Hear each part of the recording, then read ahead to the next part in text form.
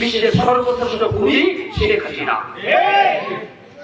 সম্মানিত ভাইরা, এরপরে খুন করলো আমরা দেখেছি সম্প্রতি এই 2024 সালে আগস্ট মাসে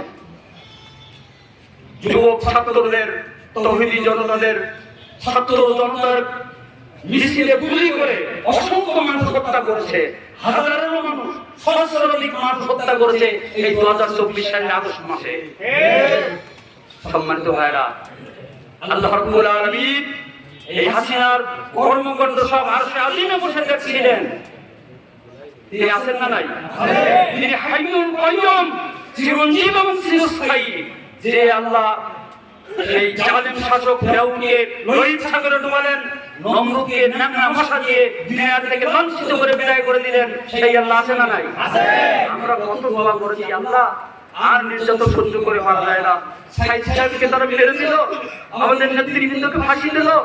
আহারে, কত মানুষের বুক খালি, মায়ের বুক খালি করলো, শিশু সন্তানদেরকে হত্যা করলো, অসংখ্য মানুষদেরকে হত্যা করলো, নারীদেরকে তারা হত্যা করলো, মেয়েদেরকে হত্যা করলো। আল্লাহ তুমি একটু বিচার করো। আমরা কত কান্নাকাটি করেছি, তাহাজ্জুদ নামাজ পড়েছি, চোখের পানি ফেলে কেঁদেছি, আল্লাহ তোমার সাহায্য পাঠাও। আল্লাহ রাব্বুল আলামিন আরশে আজিমে বসে আমাদের বোবা কান্না শুনছিলেন। হঠাৎ করে আজকের সালমান ইবনে রহমান পত্রিকায় এসে দেখবেন, তিনি ডিবি কার্যালয়ে, তিনি সাক্ষাৎ ডিবি কার্যালয়ের জিজ্ঞাসার জবাবে রিমান্ডে আছেন 10 দিনের। সেটা তো সালমান ইবনে রহমান, আরে বাবা, কোটি কোটি টাকার মালিক। এরপরে দরবেশ বাবা, এরপরে আরেকজন আছেন মন্ত্রী, তরকারি ব্যবসাদার, আইন মন্ত্রী। সালমান ইবনে রহমান বলছে, আমার এখনো বিশ্বাস হয় না এত তাড়াতাড়ি যে আওয়ামী লীগের পতন হবে, আমি বিশ্বাস করতে পারছি না। ওরা বিশ্বাস করতে পারছে না। কিন্তু আল্লাহ রাব্বুল আলামিনের ফয়সালা কোথায় হয়? আসমানে ফয়সালা হয়েছে। আওয়ামী লীগের পতন হবে, ফয়সালা কোথায় হয়েছে? আল্লাহ রাব্বুল আলামিন তাদেরকে পতন করে দিয়েছেন। পরেরটা করুন। বিজয় আমাদের এসেছে, আলহামদুলিল্লাহ। আমি সময় সংক্ষেপ, বক্তব্য সংক্ষেপ করছি। আল্লাহ রাব্বুল আলামিন কোরআনের মধ্যে বললেন, ফাসাব্বিহ বিহামদি রাব্বিকা ওয়াস্তাগফির। সূরা নসর আল্লাহ রাব্বুল আলামিন বলেন, বিজয় যখন আসে তখন তোমাদের দুটি কাজ। কয়টা কাজ? তাসবিহ পাঠ করো, আল্লাহর প্রশংসার তাসবিহ পাঠ করো। সেটা হচ্ছে কি? আলহামদুলিল্লাহ। আরেকটা কাজ হচ্ছে ওয়াস্তাগফির, মাগফিরাত কামনা করো, ক্ষমা চাও আল্লাহর কাছে।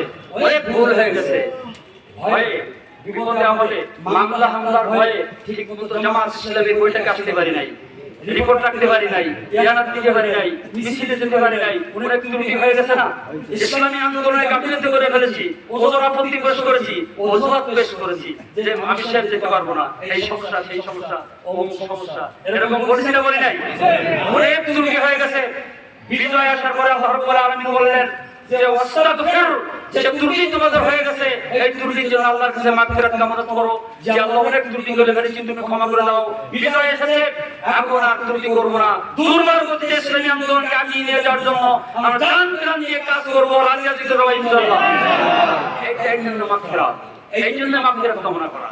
মাগফিরাত কামনা করলাম যে আল্লাহ ত্রুটি হয়ে গেছে, মাফ করে দাও, আর গাফিলতি করবো না, ইসলামী আন্দোলনের কাজ করবো, এইটার জন্য মাগফিরাত কামনা। এরপরে আর একটা কথা হচ্ছে, এই বিজয় নামক মহান নিয়ামত যখন আল্লাহ রাব্বুল আলামিন দান করেন, সূরা হুদের মধ্যে আল্লাহ তাআলা বললেন, মুসলমানদেরকে বিজয় দিলে তাদের দুটি কাজ, ইল্লাল্লাযিনা সাবারু ওয়া আমিলুস সালিহা উলাইকা লাহুম মাগফিরাতুন ওয়া আজরুন বলেন কাবীর। সূরা হুদ আল্লাহ রাব্বুল আলামিন বললেন, বিজয় যখন আসে তখন মুসলমানরা কি করবে? নির্যাতন করেছে, মামলা দিয়েছে, জমি জায়গা কি বলেন নির্যাতনের বিরুদ্ধে অত্যাচার করেছে, আমার খারাপ দলের ভাইয়েরা, আপনাদের কি করতে হবে? ইল্লাল্লাযিনা সাবারু, সংযমী হতে হবে, ধৈর্য ধারণ করতে হবে।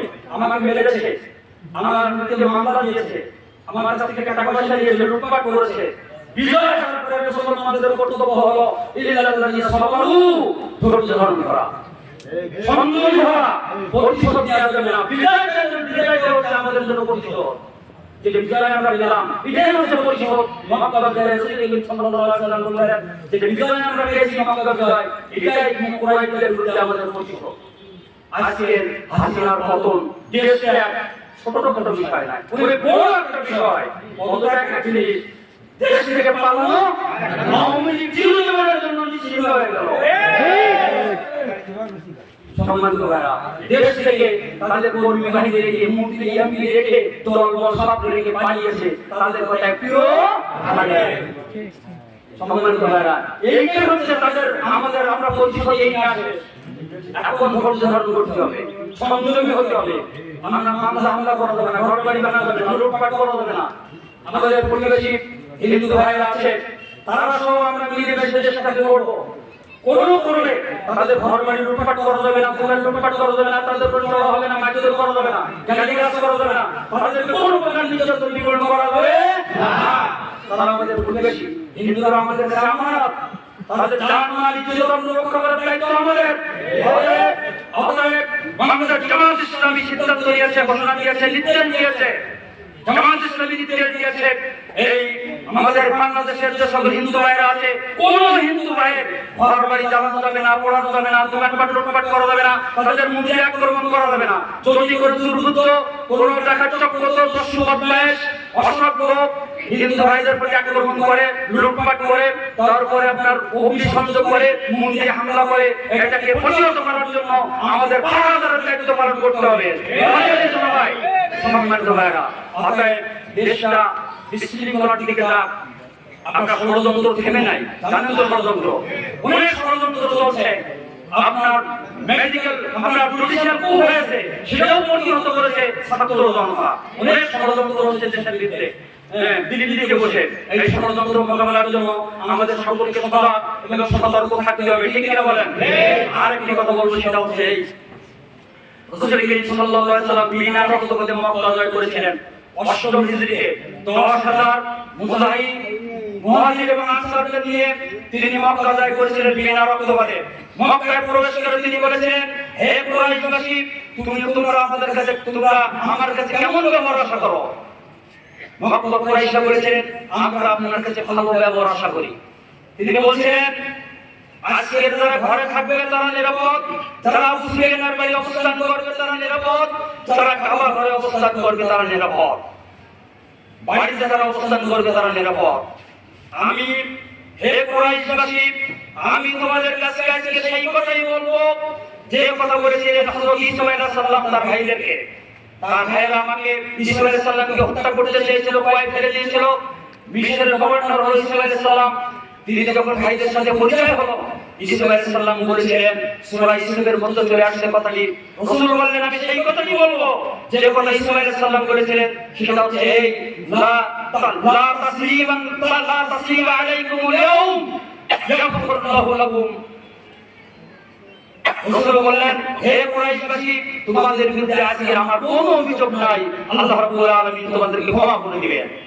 সম্মানিত ভাইরা, রাসূল যদি কুরাইশদেরকে ক্ষমা করে দিতে পারে, আজকে আমরা এই দেশ শান্ত করার জন্য, দেশের শান্তি শৃঙ্খলা রক্ষার জন্য, দেশকে নতুন করে গড়ার জন্য আমরা দাঙ্গা হাঙ্গামা, মারামারি কাটাকাটি বন্ধ করে দিয়ে সকলকে আমরা ক্ষমা করে দিলেন, ঠিক কিনা বলেন?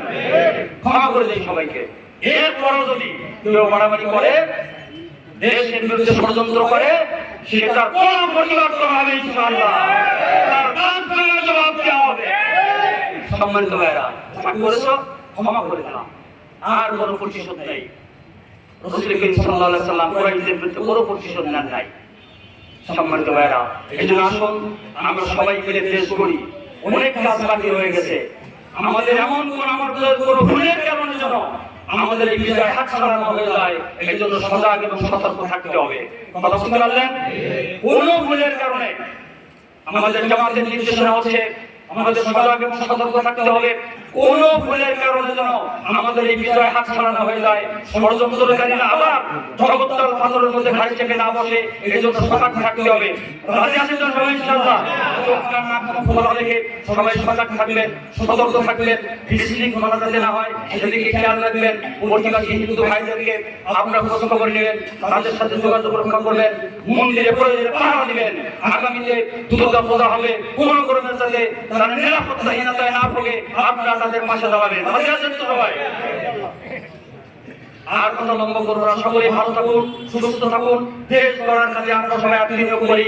দুর্বার গতিতে যাতে বাংলাদেশ জামাত ইসলামীকে এগিয়ে নিয়ে যেতে পারি, এই জন্য জামাত ইসলামীতে সক্রিয় হয়ে ইসলামী আন্দোলনকে আমরা এগিয়ে নিই। আল্লাহ যেন সে তৌফিক নসিব করে সবাই বলেন আল্লাহুম্মা আমিন। এই কথাগুলি বলে সকলের সুস্বাস্থ্য এবং দীর্ঘায়ু কামনা করে আমি আমার বক্তব্য এখানে শেষ করছি। আসসালামু আলাইকুম ওয়া রাহমাতুল্লাহি ওয়া বারাকাতুহু।